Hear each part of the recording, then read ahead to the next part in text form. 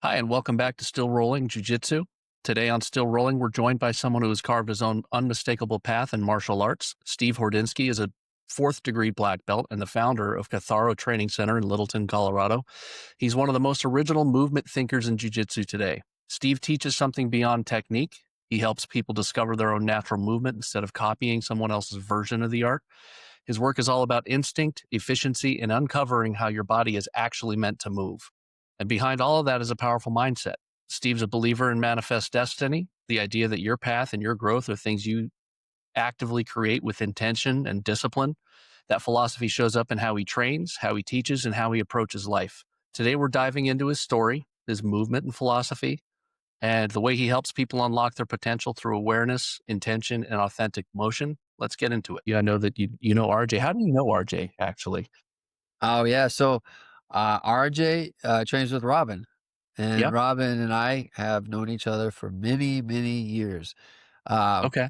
Back in the day, we used to all go down to Ohio when I was with Helson, and we go down for the tournaments, the nationals and the Gracie Worlds with the Arnolds, and yeah, we would do it there, and so I'd always come and train with him.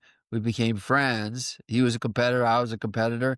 He actually almost became my GM for my first academy. He was this close to moving to Colorado with me, and he would have Really? been my GM. Yeah. So, and then I think he ended up getting married and stuff like that. So I kept him in Ohio. But yeah, we are still Okay. friends. Actually, I was just talking to him online. We were just messaging back and forth. So yeah. Yeah, that's and so RJ trains with him. So RJ connected us, and I mean, Robin connected us. And when RJ came out here, he did a private lesson with me because Robin bought a private lesson for him, and then we hit it off, and it was cool. We've been talking since. I just talked to him this week as well. So small world, right? That's fantastic. I train at Gracie, Ohio as well. Robin's my head coach. Um, Well, you got a great head coach. He is. I know I know that you probably would have loved to have him out in Colorado, but I'm glad he stayed out here in Ohio. It was his calling, and look what he's done out there. What a beautiful school you guys just upgraded to. My gosh, Yeah. that thing is beautiful. Yeah. And of course, always the online stuff that Robin puts out is quality. And I don't know how he got so much white hair now, gray hair, because I Papa feel like Smurf. I'm old. I feel like I'm older. Yeah. I think We I'm all older than him. I think it's maybe okay. he's got a lot of kids too. Yeah. So He's yeah. been busy man. Um, Yeah, yeah, we all it's getting older now. We're all getting older now in this sport, time's but undefeated. he's still training though, right? Yes, he is. Yes, he is. That's what I Yeah, love. he's That's what I there every love. day. So you knew him back in like the 90s then. So Oh yeah. let's talk about how did you get involved in jiu-jitsu? Did you grow up doing martial arts? Maybe we can also start from the beginning because I know you're a Navy diver. You've done a lot of things. Thanks. Yeah, so when I was a kid, I definitely was fascinated with martial arts, watching the action heroes of my childhood were like they're all people that did martial arts, and you really got into Bruce Lee. So yeah, I went into traditional martial arts, and I was dedicated student. Even before I was doing martial arts, I was learning intuitively. I would watch, and then I could do things. So I started learning how to do martial arts by watching the movies, and I was like, actually, I was fascinated with it. So then, I got into skateboarding, and I was pretty decent at that as well. And skateboarding, I started doing martial arts. It's like I had this body awareness already from being a skateboarder, being someone who was athletic as a kid, to where like I could pick up martial arts real good. So I did pretty good in Kempo karate. We were always beating the crud out of each other with my former teacher. He just passed away this year, beginning of this year, and but he was the guy who kind of that was my first lead into martial arts, and he was very, very, very much a martial artist, like a leader. He was a strong mentor, almost like a father figure in my life, and so from there, just that fascination just kept growing with martial arts. And eventually, I was fulfilling on one of my childhood kind of dreams was to go into the military. And of course, ambitions to go into, special operations, of course, buds and things like that. But my path went a little different. I actually became a Navy diver. And it wasn't until I'd already been out there in Hawaii for a little while. Um, I did some Muay Thai out there because I dabbled in all kinds of martial arts at that point. I did, boxing, kickboxing, Muay Thai, Muay Thai kickboxing. Yeah. And then, I got into, I found some Kempo karate, stuff, Shotokan, so I was always into, I wrestled in my last year in high school. I wrestled just so I could get a little bit of, get familiar with the groundwork because at that point we had already known that there was this thing called Gracie Jiu-Jitsu that was whooping everyone's ass. And so, I, I couldn't, there was nothing out here like that in Colorado before I went in the military. So that's my first like exposure. I was like, well, if there's not that, let me learn to wrestle. Yeah.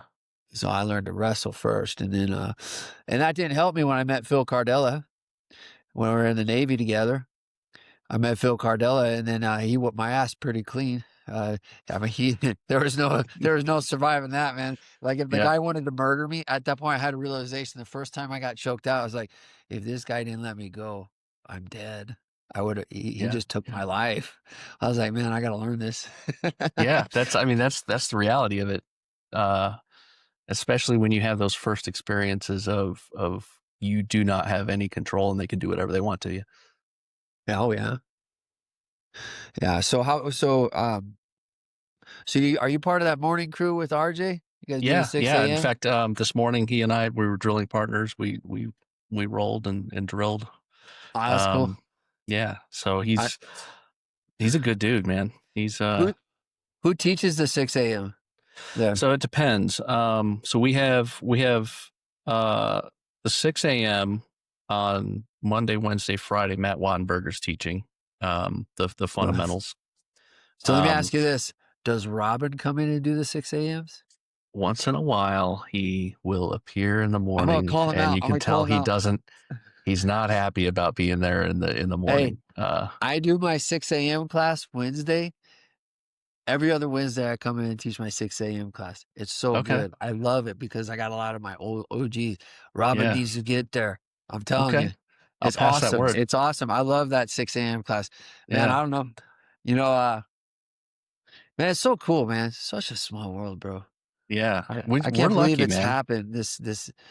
It's been so, I've been almost like, almost 3 decades on the mat. Just Yeah. jujitsu, bro. Yeah. Wow. Um, yeah. So the 7 a.m. Do you know Mike McLean? It's been Mike so long McLean. since I've been out there. Robin's Okay. talked about getting me out there a couple times, but we just never had made it happen. I need to get him out here too, but Hmm. yeah, the only guys there's a few, I'm sure there's a few. Like it was really awesome. Uh Jeff got his coral belt. Yep. I was there. Whoa, man, that's see when I was coming down there to get ready for the tournaments, at the Buckeyes, uh, campus at the gymnasium there, man, I'll tell you what, um, he owned that school. It was always cool. I saw him roll with Salo, and I saw him like just hanging with these guys. I was like, dang, They're what an crazy. inspiration, being a guy like a little bit older and being able to train like that. Man, you guys, this makes me like, really happy because those are such good memories in my life. Like we had a flat tire, when we were going on the way to the tournament, with, Joel. He was there. He was one of the guys. We were all competitors.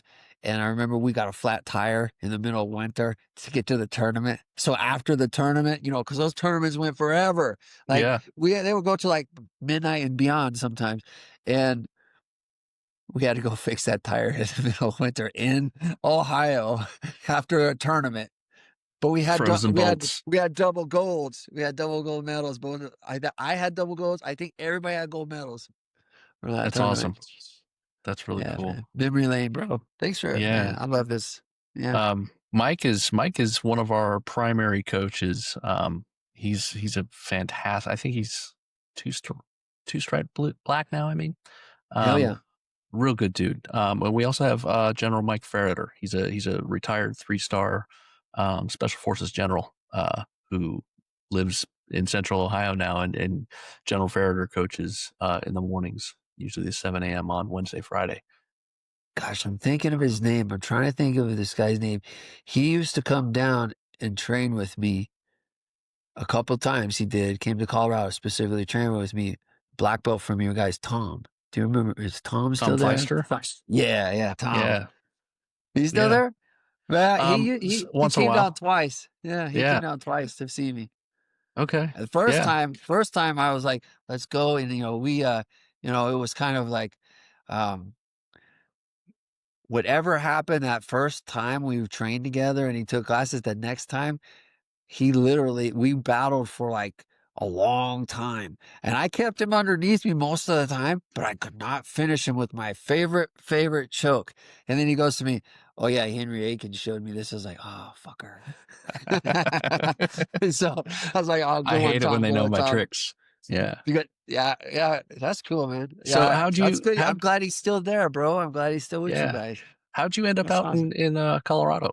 I grew up out there. So, Well, I you was know. born and raised here, man. I was born and raised Colorado.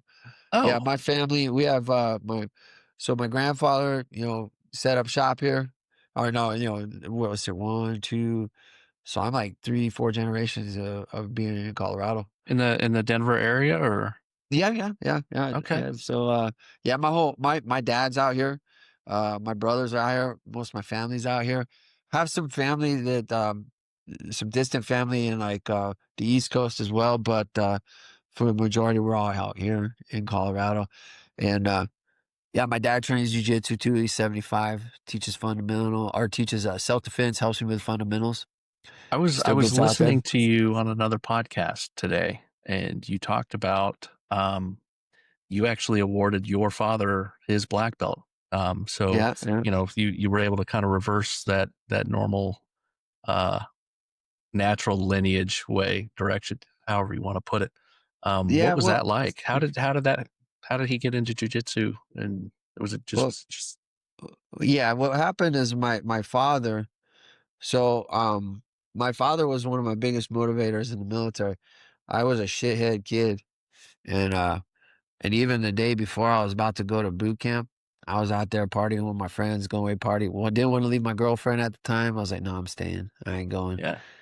And we my dad, the recruiter came to the house and where's your son? Oh, he's at his friend's house. Let's go get him. Right. So my shit was packed. I didn't even get to go back to say goodbye to anything, dog, nothing. Get in the Just van. I was off to MEPS, right? And I was like, well, I gotta go because man, they came together. Like there was no backing out, right? Yeah, And so yeah, so I went out that way, and then I don't know, man. Just it's what needed to happen, right? Because if I didn't go, I wouldn't find jujitsu. I wouldn't have found like a home in the Navy. I wouldn't have became the person I am. But I had a chip on my shoulder because my dad, the day before I left, he said he was disappointed, and he was like, "You'll never amount to nothing." And your dad and you said know that. what? And look, man, you know what? That hurt so bad because like I looked up to my dad, and the fact that he said that, I was like, man, I gotta go out there and make something myself. Yeah, yeah. That's I you don't know me from Adam, but I've talked about a little bit on the podcast. I had a pretty rough childhood growing up as it relates Wow. to like male role models until I was 13. But before then, boy, they not great. Um, and I had a stepdad, um, and he was abusive, just you know, physically Yeah, that's not abusive. good. Yeah. Um, I remember being in like battered women's shelters and things like that with my mom, and um, you know, if I didn't catch a football, he'd call me a faggot, and Oh, it was geez. rough. Like when I was like Yeah. 5, you know, Yeah. um, and I think that put a chip on my shoulder. I think that's a big way that I ended up in the Marine Corps. It's why I wanted to play sports, and I not only play sports, but I wanted to play the hard positions. Prove them Um, wrong, right? yeah, Prove them that's wrong. Yeah. that was what it was all about. And I still think Yeah. to I'm some like that degree still, bro. that's how I am. Yeah. Yeah. You That's tell how me, I am still. Yeah. yep, Yeah. I had three different teachers that said that I was never going to amount to nothing. Like when you said that your dad said that, I still remember those teachers saying that. I think my dad was wise to say it though, Yeah. because here's the thing. I knew my dad loved me, but here's what I know. Um, if he didn't tell me that, I don't know. I don't think it would hit me right, because when he said that to me, I was like, I'll show you, Dad. Yeah. And then I went out there and I did, I didn't go down the way I wanted to, but I went in the Mhm. direction I needed to go, which put me in a really unique position as a diver. And so to answer your question, like how it happened with my dad, I started jujitsu in the Navy, stationed in Hawaii on a ship, and I got really into it. So when I came back home on leave, I was a, I think, yeah, I was a blue belt at the time. And I go, hey, Dad, there's a couple things I want to do right here. I want to check out a couple of these places where they're supposed to have jujitsu. And it's like, it's this thing I've been doing, And my dad was like, okay. I knew I did martial arts, but I'm sure he didn't think it was going to be like this. Cause yeah, he let me do my martial arts, but my dad already knew how to choke someone out, he's in the army. So he already knew about the chokes and stuff like that. And so, um, I said, "Hey, let's go check out this place." And it was a place. It was like a night, like a makeshift kind of UFC kind of training facility in the Hmm. Littleton area. And it didn't last. Obviously, it was too big of a space, and I don't think it was going there. But they had like a sambo guy in there, and some people did jiu-jitsu. And I went in there and just smoked everybody. And I was like, "Okay, this is not jiu-jitsu." So then I found out that there was a guy in Boulder, Amal Easton, Hmm. and I'm like, you know what? I'm gonna go there. And so I went there and I was like, yep, this is it. This is a good place. This place, they have good jujitsu here. This is the place I'm going to be in Colorado. So every time I would come home on leave, I would go to Boulder to train with them all. I would see Jay Jack when he was there, Elliot Marshall, all the OGs, and I just had Elliot on the podcast. yeah, Elliot, man, like Yeah. I'm proud of him. And like, him and I have like we cross paths a little bit in the MMA coaching, and every time it's always hugs, man. But he's a savage, man. Yeah. I was really impressed to see what he did and with jujitsu, and then to make it to the UFC. Pretty awesome, man. They do a great job. Easton has a really awesome program out here in Colorado. I Some of my went, favorite people, but I like to do my own thing, so I can't be bought. I can't be bought, and I okay. can't be employed. Unemployable, right here. Okay. Yeah, You got to yeah, run your thing. Yeah. That's cool. yeah, yeah. So Yeah. my What? dad trained with him. He was like, what is my son doing here? Okay, this is kind of interesting. So my dad started training jujitsu, and he tried to keep it secret. So when I was coming back home in like 6 months, he didn't tell me he'd been training jujitsu. He'd been going there because he's like because I told my dad I wanted to get out of the Navy and open up a jujitsu school and teach jujitsu for a living. Like this was the Yeah. plan. At Blue Belt, I knew I wanted to do what I'm doing now. And so everything was about how do I make this happen? So my dad said, you know what? I better learn this. He was only going to do it for a month to learn about it and to see if, so he could find out how to support me when I would get out of the Navy. And Wow. my dad started, and then we were talking on the phone one day, and I'm like, we're just talking, hey, Dad, when I get there, we can go to that jujitsu place again. He's like, yeah. And then he dropped like language that only jujitsu people know. Like, I don't know what he said, like a footlock or something like that. I was like, Dad, you been training jujitsu? He's like, oh, yes. So my dad was shit talking. He's like, I'm gonna break your toes. I'm gonna go for the small joints, Steve. So I was, or Steve. That is dope. Yeah. So yeah, my dad started jujitsu. He was a smoker, a drinker, and from that, I don't think he would be alive if that didn't happen because he quit smoking, quit drinking, and he's 75 years old. He was my first black belt, along with one other guy, Nick Mays, another guy I'm very, very proud of. He owns a school as well. Um, Family, nice academy. We talk and very proud of him. So those were my first two black belts. The third one was DJ over in El Paso. And I was a second degree black belt, and that was before they changed the rules. And so I was like, well, I had kind of fallen out with Helson. I've talked about it before on podcasts, and my reasons were my reasons, and they were valid to me. Um, and when my dad was supposed to test Nick, my dad, and DJ all DJ came out too. We're all supposed to test, but it didn't go well. And Okay. I felt like they didn't get a fair chance with Helson. And I felt like kind of Helson was kind of enough was enough, of that kind of fucking behavior. So I didn't like the disrespect, I said, all right, well, I'm gonna test it. I talked with my black belts, or the higher belts that I had there. I had some black belts already. I said, well, this is what I think I'm gonna do, and they all supported me, including my friend Chemo. And Chemo, he's back in Hawaii, but Chemo came out to Colorado to help me build House in Gracie, Colorado. Is this chemo like the chemo from like early? Chemo Crease. Okay. He's a guy in Hawaii. He's got his own school. He was one of the guys that was out there competing when all of us were competing together. He was my main training partner, one of my main training partners at the House and Gracie Academy. Okay. And we became very, very close friends. Love him so much. If it wasn't for him, like he helped me design the curriculum.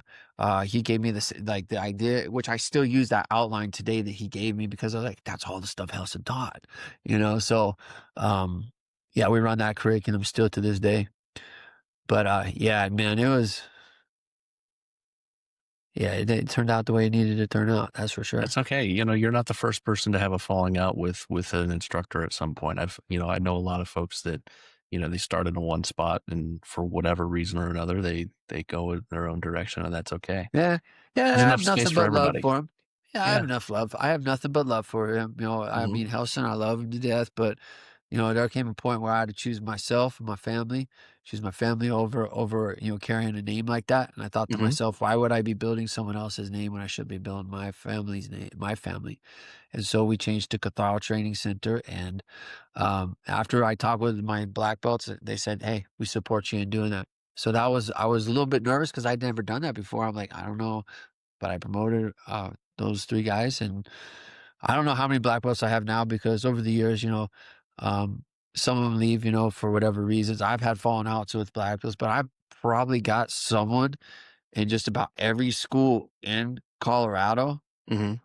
that has trained with me, That's and awesome. so and probably a lot of black belts spread out that they either got a black belt from me or they got to some kind of rank from me, I Yeah. don't count I don't count the people that never got ranked from me. I don't count, but like I'll go to a seminar sometime or I'll go to see my friends and they'll introduce me on the mat and they'll be like this is my first teacher, da da da da da, because I've repaired a lot of relationships. As you get older, you learn better. You learn how to Yeah. be a better human being, more tolerable.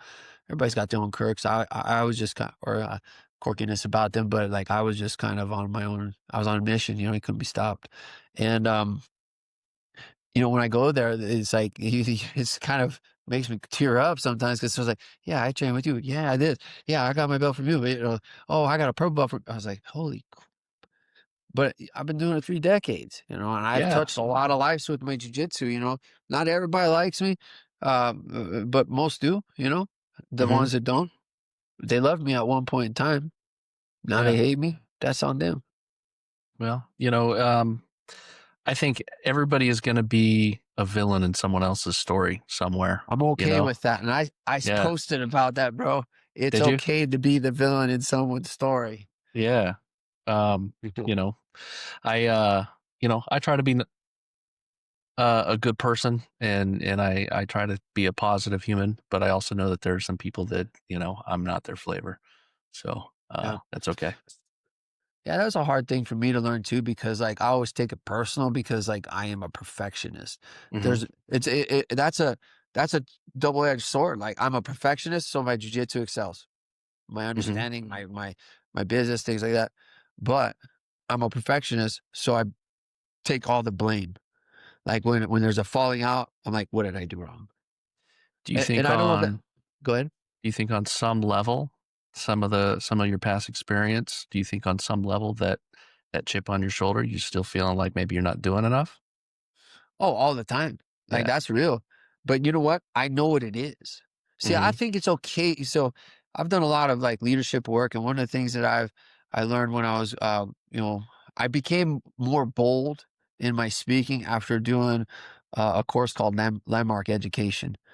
and it's a seminar, and we did it in person, and it was a very, very cool like experience, but it was so profound that like after that weekend, I found a boldness in my voice that I never had. Like I never said what I needed to say because I didn't want to hurt anybody's feelings.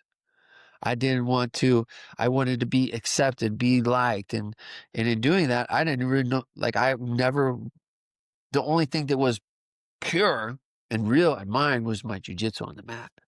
But Hmm. when I learned how to connect it and be like bold, I was like, all right, now things are starting to shape up. Now I'm starting to become something. So when I was going through that course, it would talk about like strong suits, like things that you create to deal with trauma or deal with unfavorable experiences. So like they would talk about something that happened to you when you were a child. And that was the first time as a kid you realized that something's not right. The world's not perfect. For me, I would say it was when I found out I had asthma. Okay. Yeah, because my mom was like, when she was alive, they would be like, "Why is he wheezing like this?" I had asthma. Okay, and so that was the first thing. I was like, "The world's not right, and it's not perfect." Okay, Yeah. and then I remember like innocent, memories. There, like one day I was jumping across, and I was like, "I can fly," and shit. And I was like, "No, you're just jumping." I was like, "Oh, okay, mom."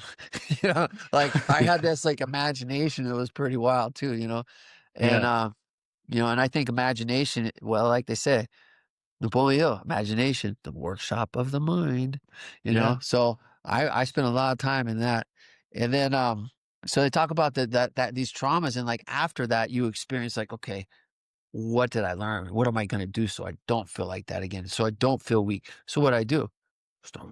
Started getting Hmm. physical, started, wanted to be tough. Then I remember like one time, I witnessed, my dad get mad at my mom, and honestly, when I remember it now, it was my mom who was being really freaking aggressive, like throwing stuff at my dad, and I remember my dad, he gives me his nice watch. He's like, because I'm like, Dad, don't go, don't go, and, I'm crying as a kid, and he had this really nice dive watch. He said, "I'm gonna give you my watch. I'm coming back for it. I like the watch."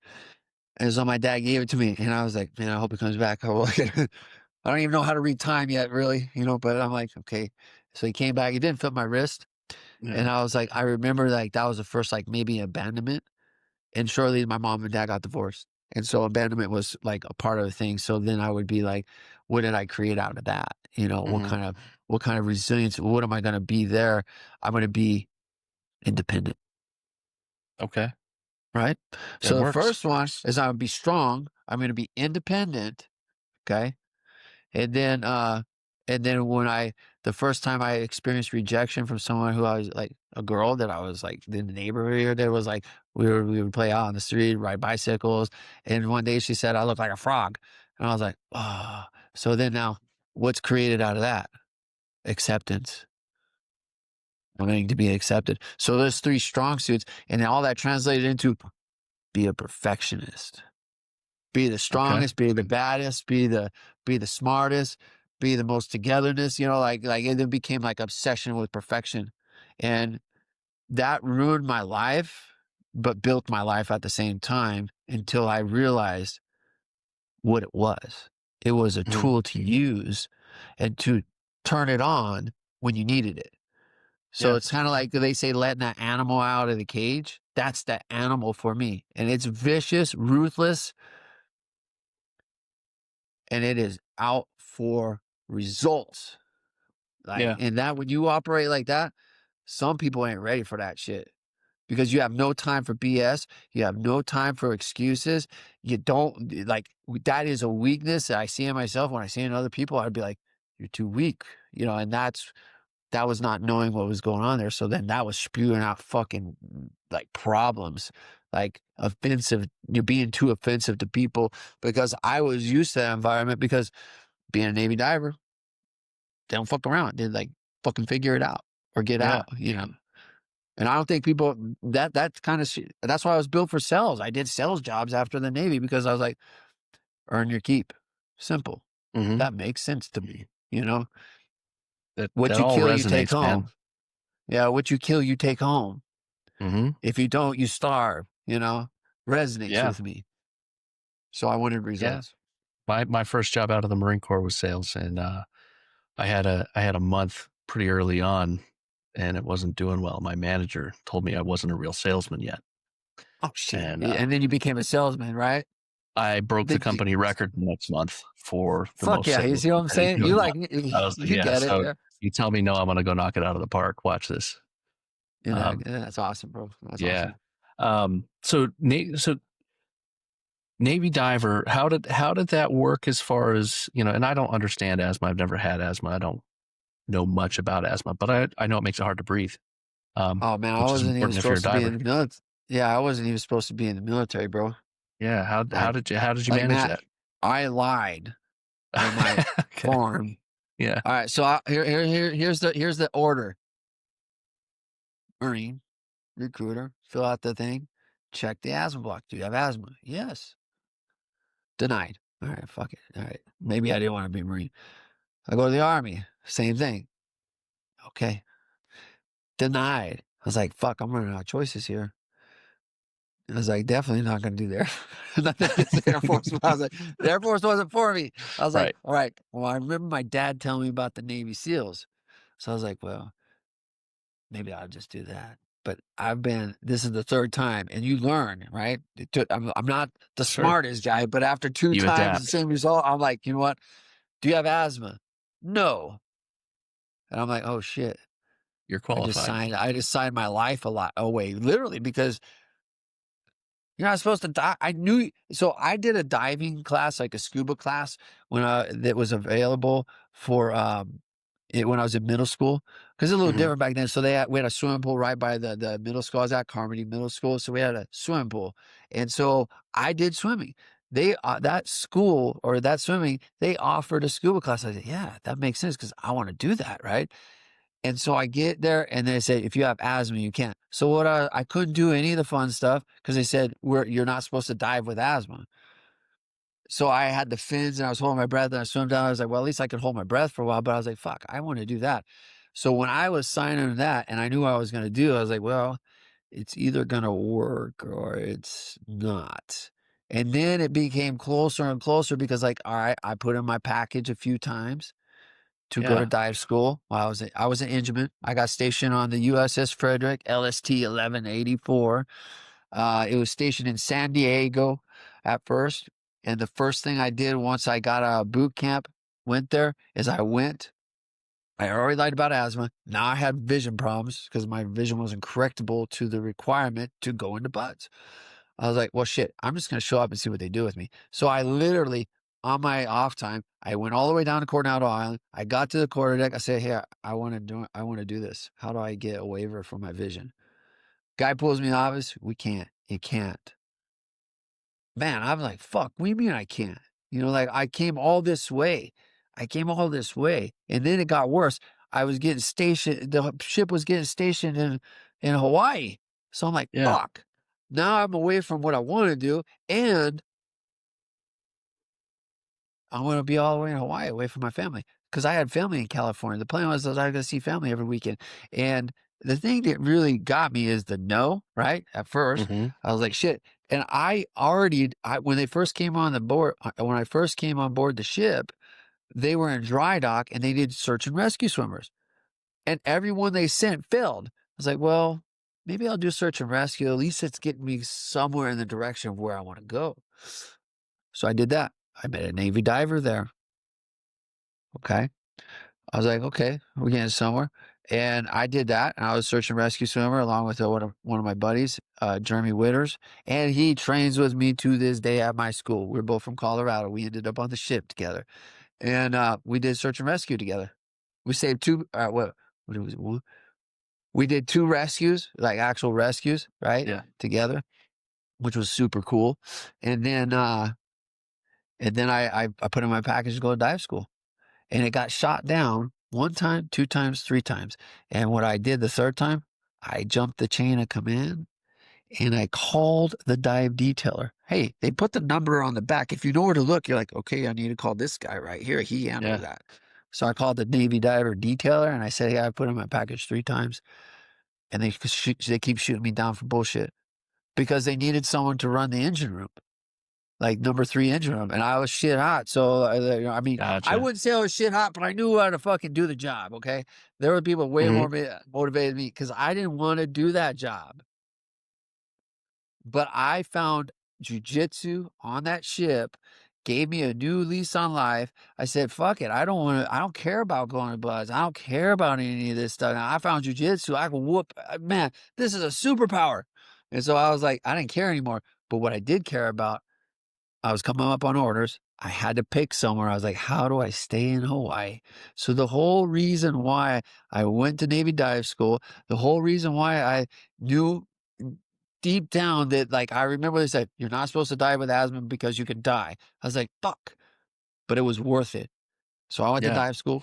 I made it through, and I had asthma attacks in a few of the runs, asthma attack underwater. I had a fucking asthma attack underwater. I was like, shit, this is the moment I die. And I didn't. So I was like, well, I think they're overrated. I think that all the things that they told me about asthma and shit, I was like, it's overrated. It's bullshit. Fuck it. I can do this. So I became Do you think extra confident.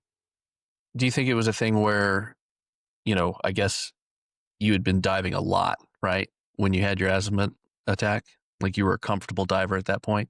Do you think maybe No, I people was in dive panicked? school. I was Oh, in that was in dive school. school and it I happened. was in dive Okay. school, man. I was in Panama City, Florida, underneath the ship, running a belly band and like running through, and the current was kicking my ass, and I was fucking kicking as hard as I could. And they're like, "Red diver topside, you're over breathing the rig." I was like, "Oh fuck," But once I got up, I had to pull it off, man.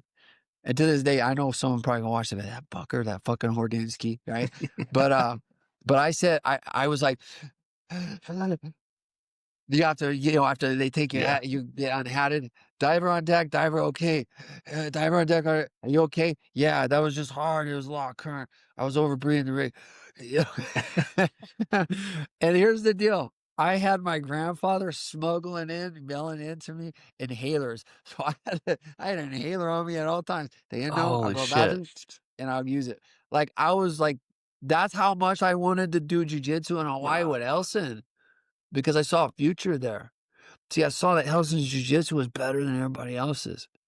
It was the best. I mean, like, look, I'm athletic. I've always been athletic, skateboard, martial arts. So I learned fast. I already knew how my body Mhm. worked, right?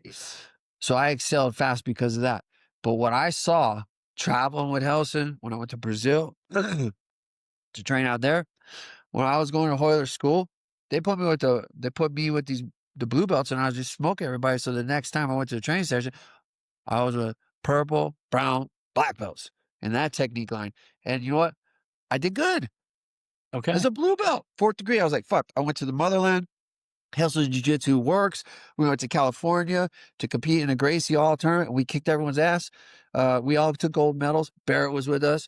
Barrett was like my main training partner, and he was one. He goes to me because I lost. I lost in the Open the first day. I was like, "Fuck, I lost."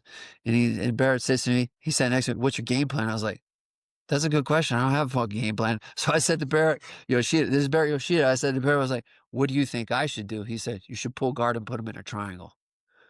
So the next day, I fought the same guy. And you know what I did? I pulled guard, put him in a triangle, won the Nice. whole tournament, got a gold medal. Usually I would get double golds in those tournaments, but I got one. I was okay with Yeah. that. Hey, you learned, right? Yeah. So that it was Navy diving was all for one reason, jujitsu. That's that's wild. You had the inhalers smuggled to you. Yeah, well, That's yeah. Hey, I was teaching jujitsu out there. yeah. I gone to school with mats like this skinny, and I was teaching jujitsu out there at a Kempo school, Hmm. and they had better mats. So I would go there on the weekends, and during the week I'd go to this like gym, like fitness gym, and they had little mats. We would train there.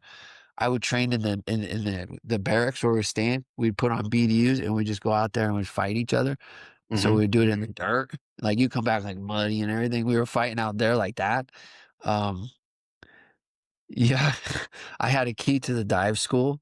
I was in Navy dive school as a student, but because I did jujitsu, I hung out with all the divers. Like my friend, my instructor Terry Pace, he became my friend. He was also someone I was teaching jujitsu to on the weekends. And everybody be like, why are you hanging out with student? I was like, that student whoop your ass, and he got into jujitsu. And then the XO, he was there, or not the XO, the CO, Commander Barkus. He would come down to the Kempo school and we were all trained. He had a little bit of experience with the Gracies and he was a rugby player. And that dude could fuck you up. And he told me, he made a deal with me. He said, Steve, you graduate first in your class, I'll send you back to Hawaii. And that's why I became such a good diver every night in there, because Hmm. I had motivation. Guess what? I didn't graduate first in my class. I missed it by less than a half of a percentage or something like that. Like one little fucking thing, and I could have been first class, but he still sent me back. Cut my orders Yeah. back to Hawaii. Well, Monsu. he knew you had something going on, right? Yeah. Well, to this day, You know? we were still connected, on Yeah. Facebook. So yeah, I went back to Hawaii and yeah, pretty cool. I chose the path that I wanted to be on. That's awesome. Um, yeah, I think sometimes, obviously people want duty stations for various reasons, family and those things, but like you had a path and your commander understood it. So, Oh yeah, uh, he's a great guy. he did a good I job was so motivating you. fortunate. Yeah, I was so fortunate to have that man in my life. And Hmm. I've been fortunate to have really good, even though I know that I was a pain in the ass to some of them, like some of the master divers I work for, they probably hated me. Um, but I love them because they gave me the opportunity to follow this path. Yeah. And, and it's set you up, right? For life. Like you Well, and have they're a thing proud that of me. you, And to make them proud of me when there was probably disappointment, like Master mhm. Diver Mosier, we got connected. All of them that I work for, every Master Diver I work for, it's like I know that I was a pain in the ass, but I was chasing it. I knew I could do this. I knew I was going to do something with jiu-jitsu, and so I actually started the All Navy Jiu-Jitsu team by myself, so I could get more leave than What year was anybody that? else. Oh, sure was like so 9952 Charlie was my dive school. And then so probably like I would say maybe like 2000. It was after, yeah, it was after I went to it was either I was going to Brazil or it was after a few tournaments in Ohio. I was like I had national titles, international medals. And so when I it was like early like it's like early 2000s that I did that. And I asked one of the guys at the first dive locker I was at, I was like, hey, you were on the all Navy skiing team. How did that happen? He's like, I created it. I was like, oh, for real? How did you do that? He said, I went to MWR and I applied for it and everything. And I started the all Navy skiing team. I was like, you think I do that with jujitsu? He's like, yeah, you should go and try. So I went over to sub base where they did all that, where the MWR place. I was like, how do I start a team?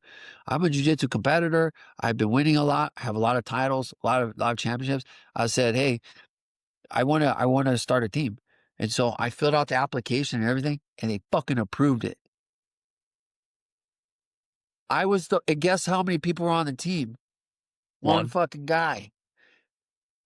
I had a navy jersey, like a jumpsuit. I had to put the patches on my competition gi. They put me in the newspaper for the base and shit like that every time I would compete. No So way. I was like, and here's the thing, I got to take leave, but I didn't take leave to go home. Yeah. I went to compete. I went to Brazil to compete. And that was my solution. The only thing I couldn't do is they wouldn't let me do MMA because I was a diver. So, we paid a lot of money to train you. You're not going to do that. So MMA was not in the issue or not in the something I could do. Yeah. But jiu-jitsu competitions, no gi, like I was doing no gi pros as a purple belt. I was fighting against black belts as a purple belt. And sometimes I So win, with the sometimes I Navy, lose. like bankroll it, did they help you with your travel? Oh no, huh? The Okay. only thing All they right. did is they let me, no, fuck, I wish. Hey, Okay. this was the deal. This is the deal. No money, just leave. I was like, Okay. okay, deal. That's I'm going to do that. that's plenty. Yeah. And You're a resourceful I dude, tried, man. yeah. And then I went to San Diego, and that's when I went to San Diego and I already knew about being a Navy diver, that it was a high probability I would get stationed back in. And they said, we're going back a little bit. And I knew I'd have a high probability getting stationed there because a guy I met on that ship, the Frederick, uh, they were divers and they were checking tags. And I met this guy, Coy. And Coy became my friend. To this day, he is my friend. You know, he's someone we talk on Facebook. And, you know, he told me, I said, hey, I was like, you guys have a cool job. I'm just curious. How hard is it to stay in Hawaii? Like, oh, you as a diver, there's so many billets. And is it a good pathway? Because I still had this kind of thing in the back of me that I would eventually go to Buds because I knew about the laser surgery, Hmm. the PRK. I was like, is that a good way to, like, if you wanted to get into something else like Buds or something like that? He said, yeah, your foot's already in the door. I was like, do you think they're ever going, and I'm asking all these questions, do you think they're ever going to approve that laser surgery for people who want to go? Because I have bad vision. I said, well, look, here's the thing. Your foot's in the door, and that's a good place to be because the communities work together. So Yeah. that was the plan. And sure enough, I got the surgery, and I had the opportunity after, that dive, going to dive school. But man, San Diego, that's when I went and I had to get a master diver recommendation for my package. And they kicked the fuck out of me. They kicked the fuck. Yeah. They made sure that you got the recommendation. They put you like spraying water in my face when I'm doing flutter kicks, make us jump in the ocean, swim when it's cold. Man, I came back. I had a nice pair of running shoes. I had to throw all that shit away because they had us like we were They nasty trashed you. afterwards. Yeah. Yeah, they trashed me, bro. But I got the recommendation, Nice. and it took me where I needed to be. That's dope, man. So that's, not only, when we talked about somebody says, no, you're going to do it harder, but, you had like legitimate things that people would just say, well, I can't be in the military. And you did it. I don't care how you did it. You did it and you served honorably, whether you lied on your application or not. Um, Hey, I'll take it to the grave. I'm proud yeah. of it. Yeah. Yeah. So you should be, Every you asthmatic know, out there, every asthma person that uses as an excuse, fuck that. That's not an excuse. You can fucking beat that shit. Or you can learn to navigate it and still achieve everything you want. well, and you didn't just go, because there's a lot of dudes in the Navy that just kind of live on a ship for a while, or they get whatever billet they get and that's what they do. You did something that's like, special. That's in their special warfare, right? I mean, Special operations, yes. yeah. So that's you're legit with asthma. Um, and then Yeah, it was the hard, jujitsu man, team. Like, because there's all kinds of places where like there would have been obstacles, and you just like hopped right over, yeah, you know, I or think it's ollied. because what my dad said to me and what my Yeah, grandfather taught me.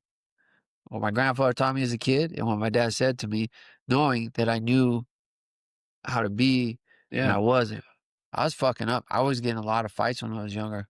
Again, I had a chip on my shoulder, so like I'd fight people just to fight them, yeah. and I was angry too, angry, just like, and I would say that anger, if I could look back on it, for sure, it's that my mom died when I was young. For sure, it was that Sure. my mom wasn't around. Like every Mother's Day, I wanted to see my mom. You know what I Hmm. mean? Every Mother's Day, but Yeah, I had a grandmother who she felt the billet. Grandma was mom. yeah. Grandma is mom. I mean, mom was in heaven. Hmm. So Yeah, grandmother, yeah, she taught me how to be who I am too, along with my grandfather and my dad. Those three human beings shaped me, molded me, and made me who I am today. Because yeah, some people misunderstand me. Some people get twisted. And yeah, I still got that chip on my shoulder. I'm still that guy. you're still a fighter. Yeah, I'm not gonna take no shit. If you burn me, fuck you. Hmm. You can fucking kiss my ass. I'm that guy. Yeah, But if you treat me well, I will treat you fucking well. But here's the thing, I will never cuddle you. I will never fucking tell you. I will give you all the compliments in the world. That's one thing I hated about this job teaching jujitsu. And one of it was like, learning how to deal with all these different personalities. The one personality flaw that I cannot stand is someone who asks for the belt. Someone asks why they didn't get promoted. I've seen that quality in people that have fucking burned me worse than anyone else. Like the guy who used to work with me as a volunteer, kind of stepped into the role as a GM. That guy, I'm going to be cool with you, but you'll never be the same with me again. You know what I mean? Yeah. Because people don't fucking change. Not Yeah. from most don't. Let's be real. Most people don't fucking change because most people aren't willing to look at the ugly side of their life and the things that they do, and they're not willing to face them and understand that, yeah, I might still do these things, but I'm gonna work on it. So, yeah, I mean, I'll tell you, I've learned a lot about people, and that's why I'll tell you, there's people. Here's one piece of advice that I wish I would have known. This right here, this would have saved me a lot of heartache, and including with dating and who you marry. That's a fucking issue too. Make sure you know who you marry, right? Amen. Take that shit serious, man, Oh, because a woman amen can ruin twice. your life, and vice versa. You could just be really toxic together and just be like, ah, fuck. And Mhm. that's, with me, that's how it was. I still to this day have nothing but great things to say about my exes, but I just know that when we were together, we were fucking toxic. Yeah. And that might be my fault. That might be our fault. Whatever it is, it just not good. So I learned to get myself out of those situations as soon as possible now. And here's what I'll say about that. If it takes that much effort to keep them, imagine the amount of effort it's going to take to live with them, to keep them Mhm. around. You're going to be walking on eggshells your whole life. And that's no fucking way to live. No man, no person needs to live like that. If it's like that, you're better off alone. 100%. Yeah. And so like I wish I would have learned that. I wish I would have learned to cut people early. Like when you see it, that didn't sit right with me. That maybe I needed to fucking say something right there because that didn't sit right. Hey, I don't like. Hey, what'd you mean by that? Was that supposed to be kind of like you throwing some shade at me, bro? Right. What'd you mean by that? Let's be And clear on people what don't would like mean. that. Yeah. Yeah, they don't like that. But listen, I want people to do that for me because what I'm after isn't your approval. What I'm after is how do I get better? And if someone can show me a blind spot, something that I don't have any idea I'm doing, Mhm. put it in my field of view, I will work my ass off to correct that behavior because there's one thing I'm committed to.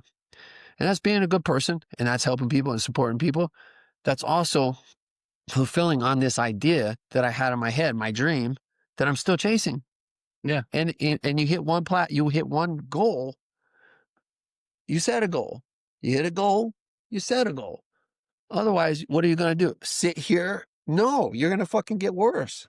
I think that's the problem that a lot of guys get, when they leave either military service or, if they're a good athlete and they're not playing that sport at whatever level that they were at. And now they're looking in the rear view and saying, man, I was good. And they're not looking forward and saying, how can I be great moving forward? You know what I Well, mean? yeah, I'll tell you, I can only speak for myself, like what that looked like for me. Um, I got a lot of satisfaction out of competition. And I did pretty good. I mean, I wasn't like, let's just say I did pretty good. If people who know, I don't have enough fucking proof to nobody anymore. But people who know me, that train with me, that were competitors, people know, they know. Okay. And because my idea about jujitsu was never to be a fucking like win tournaments or anything like it just became something I got obsessed about for a little while because I was proving that the art actually worked. Because again, I came from another martial art, so I wanted to prove why I left one martial art I love into bringing in this new martial art and how did I bring them together. So that was always my motivation with jujitsu. It was never to fucking win tournaments and shit like that, right? Yeah. And so that right there, I'm glad I did it because I got to see firsthand what jiu-jitsu could do with someone who's committed and dedicated. Mm-hmm. Not only what they could do in the competition, but what would do for their life. And so I got that rush from competing. And I would compete for like reasons. I would give myself a worthy reason why I'm competing, you know? Who Mm-hmm. am I honoring now? You know, what am I doing now with my competition? It was just something I did for myself. I would only tell my family what I was competing for. And I would tell, because they were my family and they knew that like wow, that was like real. But I would never tell anybody else. You know, Mm-hmm. I would only tell my family what I'm doing it for. And because it was really just about finding something that I could put my name on and say, you know what, I believe this is the best for me. Best Yeah. way to go as a martial artist. And it wasn't just jujitsu, it was like a collaboration of art. It wasn't jujitsu was a big part of it because that was such a piece that was missing. But like I still use my kempo, I still use my wrestling stuff. I'm still active on my feet, you know what I mean? Mm-hmm. Um to the where I feel like if I had to I can do what I need to do. But like I said, it was just for me the whole proving and everything and all those rushes that I got. As soon as I got one message from someone who was struggling about their life and what jujitsu meant to them and what I actually represented in their life, it fucking scared me because I was like, I don't want to fucking be the person that lets people down. Yeah. Yeah, because like here's someone who's telling me like, bro, I wasn't doing good and you helped me out. Bro, I was thinking about not being around and you helped me out. How did I help you out? Just being me, just being there. And I was like, man, you just gotta fucking show up. And then when I started seeing results from my students, started seeing them getting good, started seeing success and wins and life changing, happening transformation, I was like, this is way better than competition. This is what it's about. This you can grow old doing Yeah. because this is you know what like I looked at the guys that are legends right now and I look at what they do. It's not who they were as a competitor, it's what they're doing now. Mm-hmm. Chuck, one of my mentors, Chuck Cordova, he told me this one day. He said, you could be the biggest baddest champion in the whole world, right? You could be a champion, but when you're done competing, people aren't going to care about that. When they meet you, all they're going to care about is how you made them feel. Yeah. That's it. And that's legendary. That's how you become a legend in the game is you make people find something that they didn't know they had in them, you know? You find a way to pull that out of them. And that's like and I got to tell you, I didn't learn to be a coach until I met Coach Jake Ramos at Genesis because he taught me how to be a motherfucking coach. You know, I knew how to teach, I know how to be a martial arts instructor, but being a coach, that's different. Yeah. Yeah. I mean, coaching is a challenge because you're dealing with all the different kinds of personalities. You have people that, you yell at them and they're going to get that chip on their shoulder and go, or there's some other people that'll wilt a little bit and you got to kind of pick them up and then they can go. Both types of people can be successful, but you can't talk to everybody the same way. And, Oh yeah. you got to learn your people. That's that's that emotional intelligence. And Hmm. here's the thing that I just try to remember now. I heard this yeah, definitely I heard it online. I read it somewhere. But it really helped me to kind of set my course. It said basically something like walk like God sent you, talk like God sent you, act like God sent you. If you did that, you're gonna be way more kind. You're going to be Interesting. way more compassionate. You're going to, and look, treating everybody like they're important to you, like they're your family, like for real. Like when I look at people that are older, this is my brother. When they're younger, this is like a kid to me. This is like a nephew to me. So that's how I started looking at my students. And also I tell every class now, and I started doing this pretty recently. And I think it's just because the loss I experienced from my teacher, Mr. Tyndall.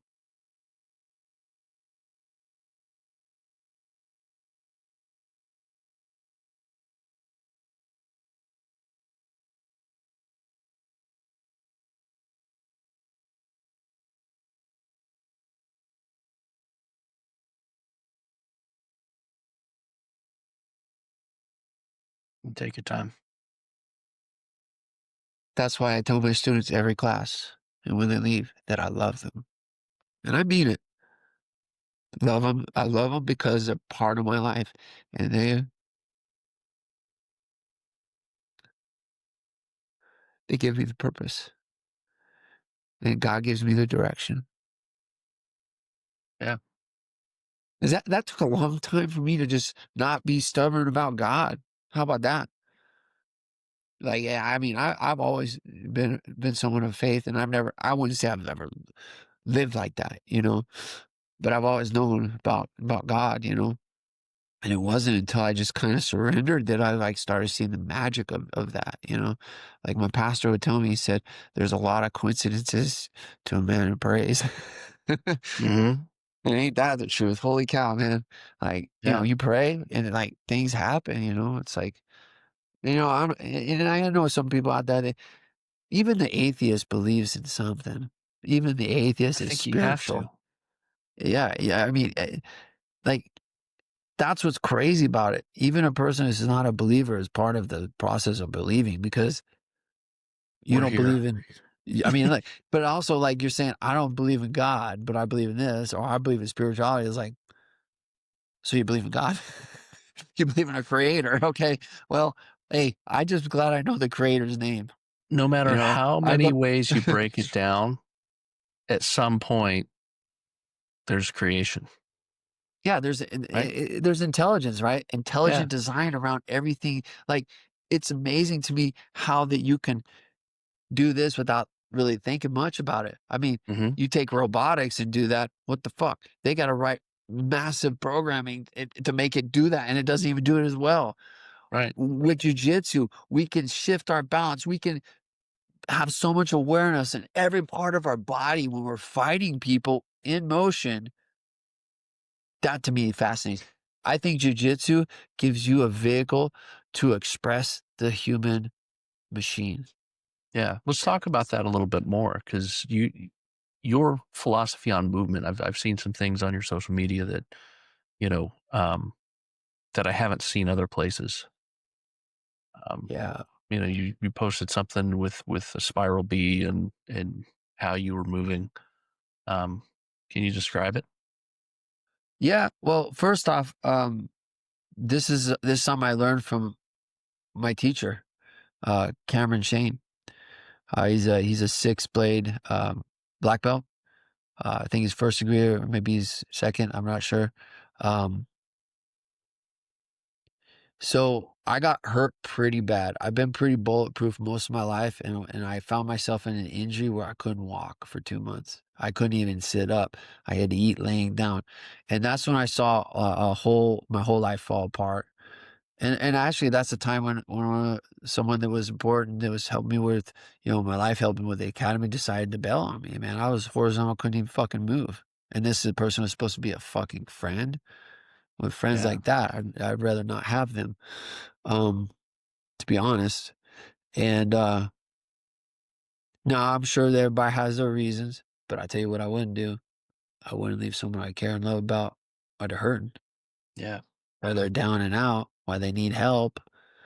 That's just not right. I would never do that. And and if I have to someone and they felt that, I'm so sorry. It was not intentional. You know what I mean? Like I would never intentionally do that. Sure. Um, I try to not like, I try to, you know, try not to be that kind of guy. And I was really not sure if I was going to get better. Everything that I had done in the past didn't work this time. Like going to the chiropractor didn't work, made it worse. Like I tried acupuncture. I had my one of my black belts. He does acupuncture. Greg. He came to my house to try to put needles inside to calm down the sciatic nerve. And I think I had a bulging disc, is what I think it was. And I was like, man, I can't get in a car to go anywhere because it was so painful. I couldn't sit down. It was pretty bad. I couldn't sleep for like 2 weeks straight. I had like sleep deprivation. I was fucking hallucinating. It was fucking crazy. I would wake up screaming in pain. I was like, and a normal person would have probably said like, go to the fucking hospital. But I'm like, man, I ain't paying for an ambulance. You know, I'm Right? like, I'm gonna fucking get better or not. I remember I said, I'm gonna get better or I'm just fucking gonna have to call an ambulance. It's gonna be one or two. Let's see what happens. I stopped trying to fight it. I just let it happen. But I think what I needed to do was experience it because that experience changed me. And not necessarily, it did change me in a bad way because it made me look at things differently. My perspective shifted and I had met Rodrigo Tunes, and he was very helpful. I mean, he's a friend. He's someone I care about, I love. We're both very busy. He's run his school in Colorado, I run mine. And, I just, we haven't hung out in a while, but man, that man helped me out a lot. And to the point where, he would, give me some things to try to help my body recover. But what it was is I just had to rest. And once I got better, I wasn't going to do this seminar that he was having. He's all, well, this is going to be a different seminar. I was like, I can't do any jujitsu. He's all, this is different. This is about restoring your body. It's restorative. So it was for his grand opening, and Cameron Shane was a teacher. And the first thing he said in there hit me like a ton of bricks. Like he was speaking to me, man. He was speaking to what I was experiencing. And I saw the way he moved, and I saw the intelligence behind the spirals. And I had already been playing this idea of bladed guard where I was taking a butterfly guard and inverting and engaging the other hook. And this was this was inspired by my friend Charles Harriott because he played something similar. And I just started really playing around with it. And what I noticed training with my fighters that it gave me a better structure to weather a heavier storm, right? And it was hard for people to pass and it confused them. And it put my leg in a position where it's harder for people to access leg locks. So me not wanting to get any more surgeries, I've had my knee surgery. I've had this operated on and reattached. I've had this reattached. And so I'm not trying to go through that noise. And so I was already playing inside this position, but as soon as you went from like on your back to your side body, which was like with side control, and you went to the forward step, I was like, bladed guard. I already had a name for it because I make content, I've been making content for a while. I had an app before most people had an app on that Android iOS store, for instructionals. And I remember seeing that. I was like, that's my fucking position. And this supports it? What else do they got? And Yeah. so and when I did Spiral A is when we open up here. I was like, holy cow. And I could feel in that sciatic nerve, but it didn't hurt. It, I felt it. There was a little bit of pain, but it felt more therapeutic than pain. And so I got deep into Budokan and I wasn't even doing it for jujitsu, right?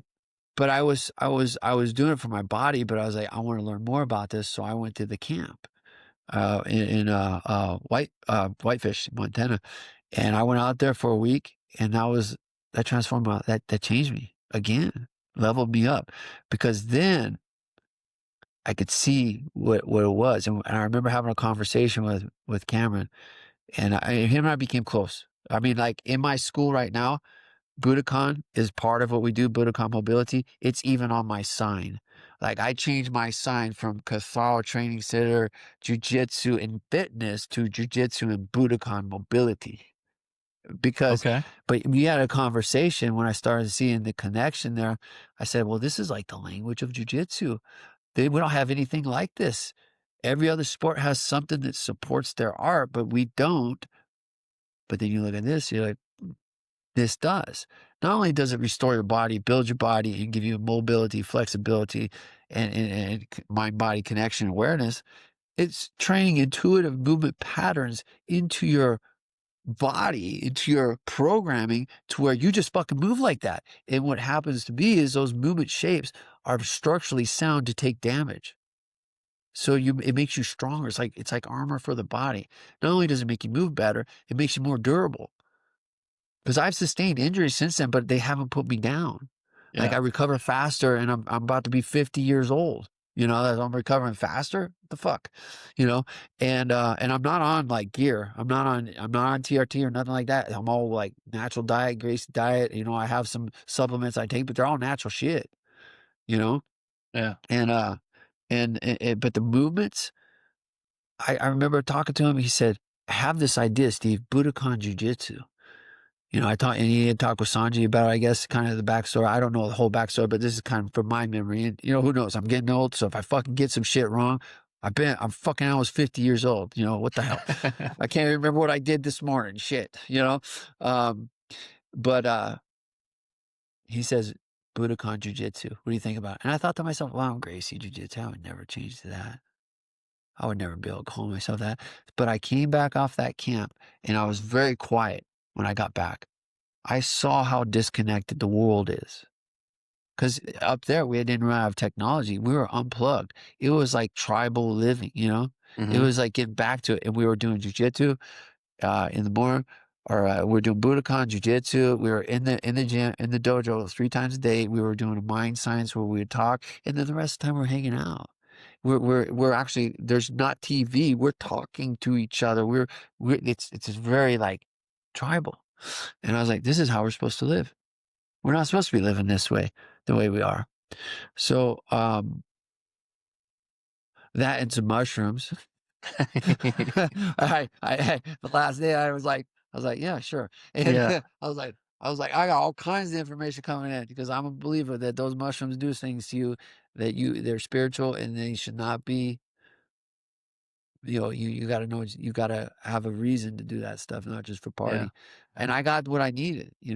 And when I got back, I saw that nobody really wants to talk because they're all scared that like people walk around kind of scared of each other. And I would come back and the same conversation, same tone I would have there was not accepted out here in the real world. I said, I want to fix it. I don't want to be about this. I had withdrawals from community. I was like, man, they didn't prepare me for this part of like being disconnected from people who actually care about you. Like real deep level, like Yeah. caring, man. And so I was like, I saw that, like, I told myself, well, now this time around with my academy, I want to build is not as a family, because family is more as a tribe, Yeah. more tribal, That's you know? legit, man. Like Yeah. I mean, think about, okay, you've trained with people all over the world, right? Different gyms, different academies, different thought processes. Almost every single one of them, you got a tribe in that gym. It's not, yeah, okay, it's doctors and Walmart greeters and business people and everything else, but it within that gym, that's a tribe there Oh, yeah. every Yeah. time. I mean, the community helps each other. Like we support Hmm. each other. Like how many times I've had like students of mine, friends of mine, go through some, illnesses and stuff like that. And what is my an instinct? I went to Texas, Austin, Texas, to help raise money with the team there. We coordinated a whole event to raise some money so this guy could fight for his life. And my good friend Richard Powell, who is a black belt in jiu-jitsu, he's got some degrees. He's still alive. He's still alive because of the community, because of love. And I'm not saying everybody like that. Our community is not like that across the board. I thought it was, but it's not. Yeah. But I'm like that. And the community around me, I create that way. And the people that I attract are like that too. And so we raised a bunch of money for him. We raised a bunch of money for one of my students that, is no longer around with me. He decided whatever. Um, I wish him the best. Don't call me again. Um, but we raised some money to help him fight his cancer Hmm. so he can get treatments. Like a lot of people don't give a shit. But the ones who do, I don't understand why people fucking forget that shit. Hmm. Because I tell you what, I would still be around those people if they were fucking supposed to be in my life. But that's what I learned too. Don't God gets rid of people that don't need to be in your life. Just let it happen. Yeah. Because it opens up the door for better people. And focus on the ones that stay. Don't chase ghosts. Don't fucking let people occupy your mind. You know, don't let them live rent free in your mind. Nah, man, they ain't nothing to you. You know, I will say this: there's a part of that's that motherfucker in me. I do not forgive that much like that. Yeah. Like that's a work in progress. I'll deal with that. Me, God and I will have a conversation around my forgiveness, right? But I would say I'm actually exercising a lot of forgiveness because my natural state of being is very violent. Like I would fight you, like that's my old way of being. Like I didn't give a shit. I will Yeah. fucking fight you. And afterwards, if we're friends, then we'll have mutual respect and we can be friends again. That's Yeah. how it was growing up. Most of my friends I'm friends with today, guess what? At At some some point in time, point. we had an issue. We had an Yeah. issue and we worked it out. Yeah. And now That's we're the best truth. friends. That's the truth. Yeah. I mean, it happens in nature. Why are we any different? I think, obviously in jiu-jitsu, it's real easy to figure that out because the first time you roll with somebody, you're kind of establishing a little bit of that. You know who the other person is in some ways. At Yeah, least from a fighting or physicality standpoint. We don't absolutely. we don't get that in other parts of our life. Um, I had a coworker, actually my boss, not my boss now, but was talking about jujitsu, and he's like, yeah, it looks interesting. I'm like, come train. He goes, why would I come down there and confirm that you can kick my ass? And I said, deep down, I think you already know, but that's not what it's about. Like, come train. Like, you'll like it. And he never did. Well, that's a shame because that's the hardest part is getting someone just to show up. Because I can tell you, like it's not what people think, and those who know, Right. But like I used to have butterflies every time I was driving, butterflies in my stomach every time I was driving to the academy because I knew it was going to be a hard training session, and I knew that it was going to be it was going to be tough. When I first started jiu-jitsu, I could barely make it home. Like I'd Mm-hmm. have to drive like 30 minutes because there's only three fucking highways in Hawaii that you could take, so there's not so many routes, so you're gonna get caught in traffic. Yeah. And so I would drive 30, 45 minutes, hour sometimes to get to the academy, and then 30, 45 minutes to go back. I can tell you And this. it's yeah. When I had a motorcycle, I never once drove my motorcycle to jujitsu because I was always worried, am I going to be able to actually ride that fucker home? Like, Oh shit, yeah, right. my body's going to be Yeah. wrecked. Yeah. Yeah, man. I remember like getting to the base housing because I was in base housing at the time. I'd get to the floor, roll over. I'd lay on the living room floor for like I'd fall asleep and be like, oh man, that was rough. Yeah. And then like, okay, now I can move. Now I'm gonna take a shower. Now I'm gonna eat. But it was but I loved it. I don't know what it is. I don't know. Maybe it's like Well, the you're critical connecting with thinking. people. Jiu-jitsu makes you smarter. You're processing, you're doing real problem solving with someone aggressive. No time to think. You have to react. You have to start making good choices or bad choices, and your results Hmm. give you the feedback that you need. That was a good choice. That worked out. Oh, that fucking did. Don't do that again. Try this. Oh, So that's one of the things that Matt Thornton said. Is kind of the difference between like your mid belts and your brown and your black belts is you know what all the moves are by the time you're probably mid blue belt getting to purple belt. You have that wide breadth, but the depth isn't there. But also the decision making that you're making because of repetition and having done it so long, it just gets faster and faster and faster. Where uh, mhm. that's that's kind of how he put it. Um, Yeah. so Well, when we was talking about Budokan, one thing when you tell me that, this is the thing too about Budokan, is that there's not a system to teach transitions.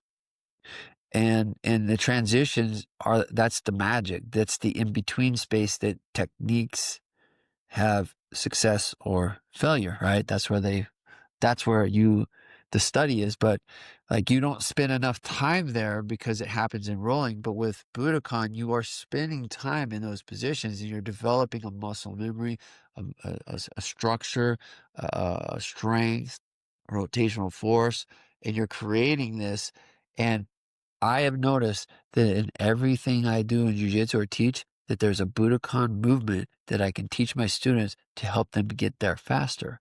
And so it's like this good movers our natural athletes, like wrestlers, they usually kick everyone's ass in the beginning. It doesn't take them long to kick people's ass because think about it. Most of them been wrestling when they were kids.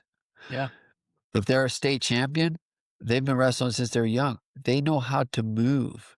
They are good movers. Like they can do backflips and things that, that make us all look inferior as an athlete, And I was fortunate because I was an athlete, a very athletic person, Hmm. because of my choices. I was climbing things as a kid. I was skateboarding. I was used to flying. Okay. Remember when told you when I was a kid, I tried to fly. The cops, look, mom, I can Yeah. fly. I became a stuntman on a skateboard and on a bicycle. I wrecked a lot. I did not care. I was a kamikaze. And so like, it's like, how do you make someone doesn't have that athletic ability become athletic?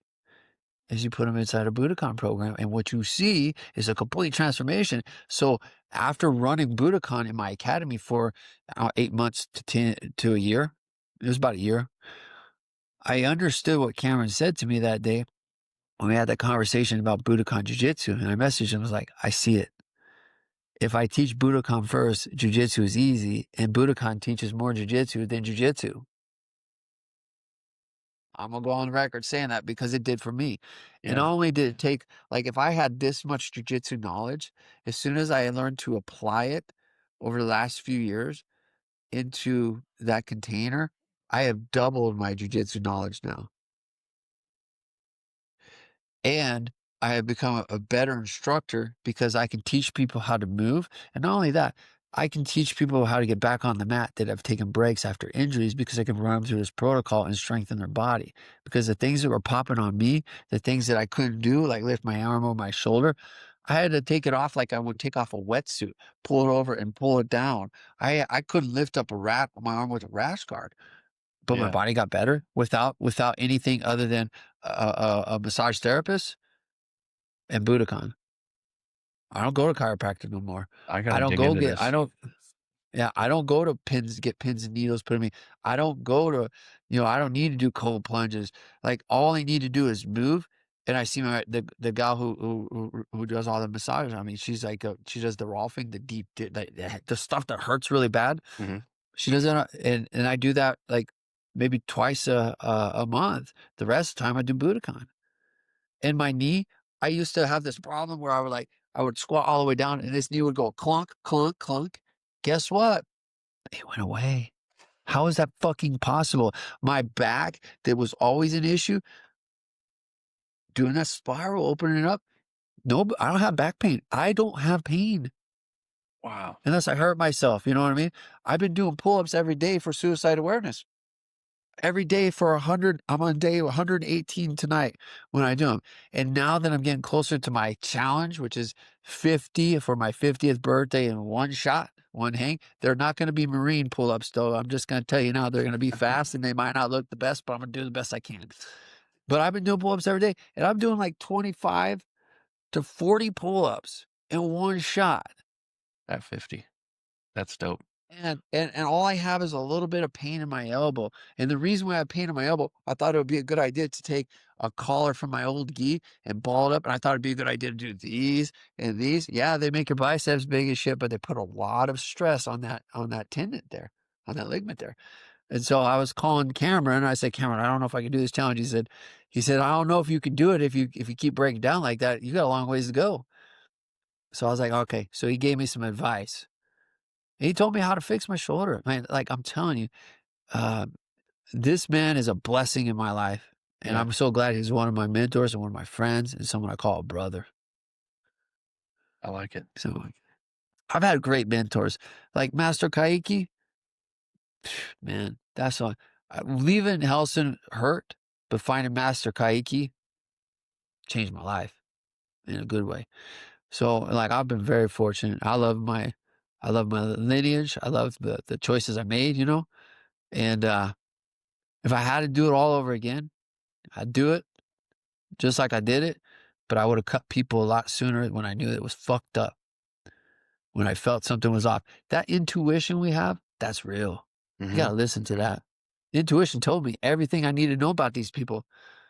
And I say, well, maybe it's not. Maybe it's just me. Maybe I should. Maybe I'm just overreacting. And sure enough, give him time. That shit always played out the way I thought it might.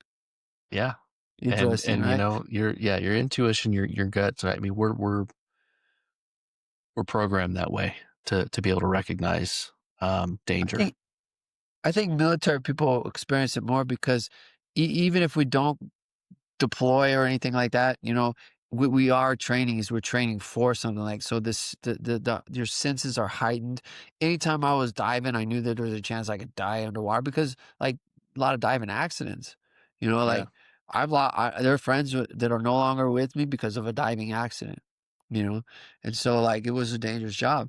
I think when you operate at that level or you operate when the stakes are high, that your intuition becomes something you learn to listen to Hmm. because there were times when I need that intuition to not screw myself up Yeah. underwater. One bad choice underwater, you're dead. Yeah. No forgiveness, you drown, you die, it's over. Yeah. I've said it multiple times. I was amphibious assault in the Marine Corps, so I'd spent a lot of time in the water and on amphib ships. And um, I tell you what, I would rather be up in the air than down and underwater. You know, the surface is good And enough for me.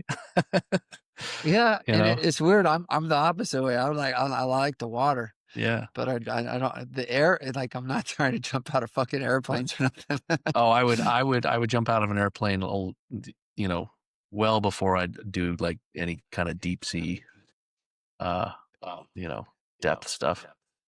Yeah, it was scary sometimes. Like of course, man. I grew up, listening to fucking Jaws, right? So every Yeah. time you're in the water, you got a moment of peace.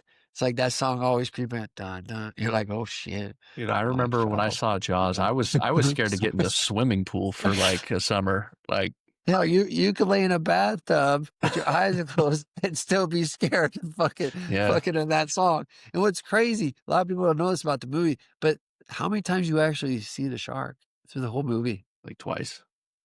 Yeah, and the rest of the time now you're terrified of sharks.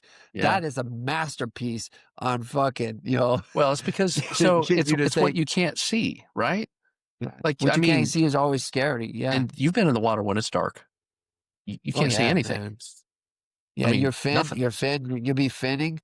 And if you're surface supply, you kick your umbilical, you're like, oh fuck. Oh, it's just the umbilical. Let me Yeah. get a 360 scan. You're like waiting for something like this. At Yeah. least I was, man. I didn't like doing it. I did Yeah. not like the night dives or the night swims. I hated swimming at night. Yeah. Night swims, fuck that, bro. But I Yeah. did it. But fuck that, bro. Yeah. And you did it underwater. So, like our, we do surf qual and stuff. So they drive us out into the ocean, dump us off. We'd have to swim back. But, well, I was always able to see the sky. Even yeah, if it's no, dark, you see in the sky, it's dark, but the air, you have air. I remember I remember doing a swim in around where Cornwall was for the search and rescue, and it was like a mile swim, Yeah. and I'm like at night, and I'm like I don't like this. I don't like being in this water at night like this, but hey, we're gonna do it anyways. I had my dive buddy with me. We're eye to eye, and he's got Yeah. the little Kim stick right there, so we can see the green. I'm like, I'm just gonna keep looking at this dude. I watch your back, you watch mine. I hope. Right. Let's not be the first. Let's not be the first or the last guy. Let's stay in the middle. You Yeah. know. That's right. Yeah. Well, Steve, I could probably talk to you about all this stuff, jujitsu and the military Oh yeah. and Well, we can do it Jaws again. for hours. Yeah, let's do it again sometime. Um, dude, I appreciate you coming on at kind of short notice too. Yeah. RJ was like, "You have got to get Steve Hordinski on." I was like, "Well, tell me more." And he goes, and it was like later that morning. He's like, "Steve, meet Matt through text." So, Yeah, no, yeah. I I'm glad appreciate he you hopping right connected in. us. And next Yeah. time in Colorado, I've got family out there, so Yeah. I'll drop How in. long you been doing jujitsu now? So I'm a three-stripe blue belt, but Nice. I took my first jujitsu classes back in like 2004. Um, Okay. and then spent some time around OSU football. I was on their staff for a couple of years and then became a defense Yeah. contractor. I kind of bounced around a lot. And so like I kind of dabbled. And so when I lived in Denver for a hot minute, I trained at Eastern Brazilian Jiu Jitsu. Oh hell Yeah, yeah. yeah. I was at the That's one in awesome. Littleton. Um, you know, Oh, is that why you had El Elliot on the yeah, Elliot show? yeah, Elliot was Oh, my that's the coach. connection. Yeah, Okay, awesome. you know, I've spent time in Idaho at SBG, which it was combat fitness back then. Yeah. Uh, yeah, down in Charleston. So I've been kinda all over. I kinda dabbled. I'll say that I dabbled and did not train consistently for, like, that whole time with big breaks for different things. Um, but probably the last 6 years, I've been, very consistent and grinding it out. Um, Hell yeah, man. so Well, I'm getting come better. out and visit with RJ. You guys come out together and we'll hang out on the mat For and sure, we'll man. get some training in. Yeah. Yeah, let's do it. And if I ever if Robin will ever have me come and teach a seminar, no, if he just have me come out there, I would love to. We Yeah. talked about it for years, but if I ever come out there, we'll definitely link up. For sure, 100%. Yeah, absolutely. And, you know, we can talk offline about seminars and things like that too, because, Yeah, yeah, I love teaching seminars. You know what I love about teaching seminars? It's new people. They don't know what they're about to learn from me. I teach the Budokan Jiu-Jitsu seminars. Yeah, that's the thing. Because I yeah, know that the movements are going to help people, but I love the energy of a new seminar. It's like I don't know. It's just seminars are just they're some of my favorite things to do. Teaching is one of my very, very favorite things to do. I love it. Innovating is something I love to do, but teaching a seminar, that's special because the people that you connect with, it's like you stay connected with them, and then it's like yeah, everywhere you go, you got family. It's yeah. crazy. Bingo. Yeah, yeah. I was, you know, yes, I agree. So, yeah, we'll do it again. And, Absolutely. so we'll wrap this one up. And, you know, if you're listening to Still Rolling Jiu-Jitsu, check out Steve Hordinski. He's got some fantastic social media with the Budokan. He features a lot of that. I will post all of his links in the descriptions and come back next week. We'll see who we got. Thanks.